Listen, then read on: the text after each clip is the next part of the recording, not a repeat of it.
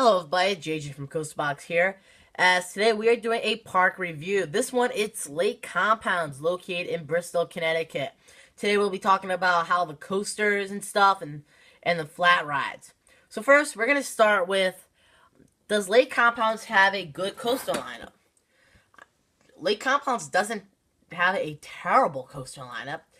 I think they have maybe a good / okay. I think they have a pretty good coastal lineup. They probably don't have an okay one. Maybe better than okay, good. Probably not great, but I think they have a good coastal lineup. They have 2 world-class coasters, which is Boulder Dash and Phobia. So Lake Compounce does actually probably have a good coastal lineup. Now, the flat rides, though, they have a couple good flat rides. They have American Flyers, they have Downtime, which is their S drop towers, and I feel like that they should maybe add some more stuff to their water park, because Lake Compounce, Connecticut's biggest water park, not Southern New England's biggest water park, but close. But Lake Compounce is on different sides than like Six Flags New England or Six Flags Great Adventure or Canopy. I think the habit is for Lake Compounce as first they focus on kid rides, then family rides, then thrill rides, and then roller coasters. I think they have a good habit there. Lake Compounce actually has a good habit. First they add stuff for like kids, and then some families, and then something that doesn't like roller coasters, and then for roller coasters. I think that's a good habit what Lake Compounce is doing. Now, does Lake Compounce have a good coastal lineup? They do, actually. Do they have a good flat ride lineup? They do. So, but let's talk about park operations and appearance. Now, appearance is that Lake Compounce delivers free Pepsi. Now, some people are saying that free Pepsi, that some people like Living on the Top or Tomahawk Matt 41 comment me that they don't really much have a good park appearance.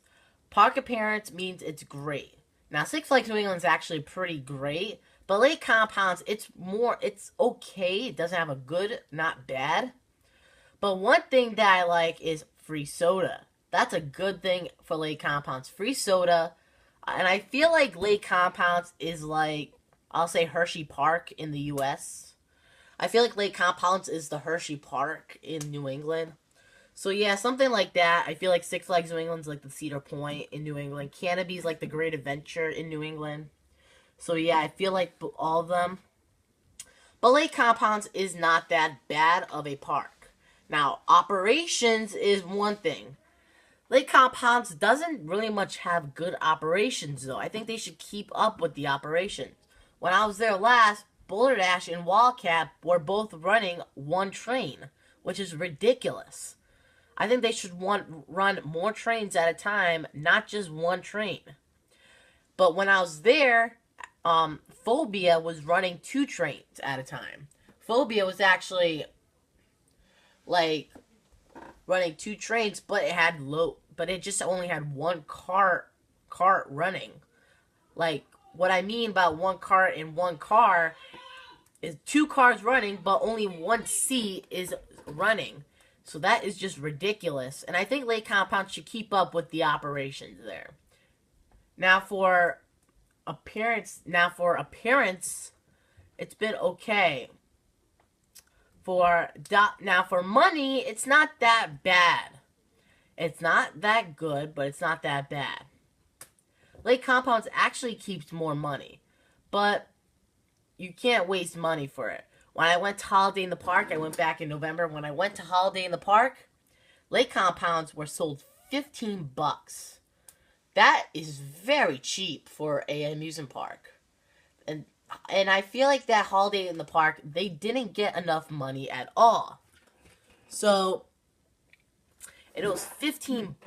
That is very cheap for an amusement park right there. $15. And Lake Compounce didn't even sold enough money at all at Holiday in the Park.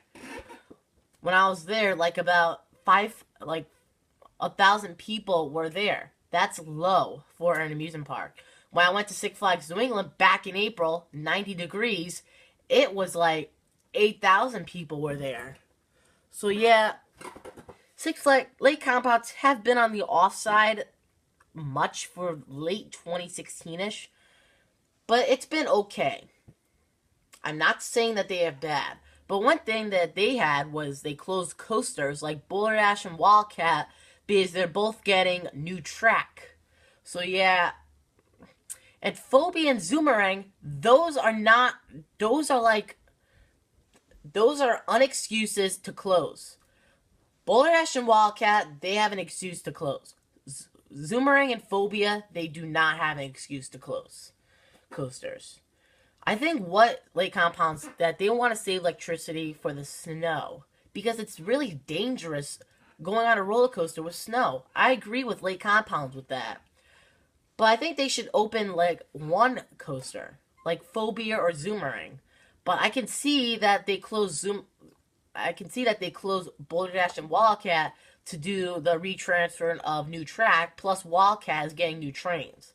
So yeah. And the only thing they had was flat rides, which sucks. Alright, so please post your likes, post your comments as well. Feel free to subscribe to Coaster Box. If you want to learn more about Coaster Box, make sure you subscribe, and I'll see you later.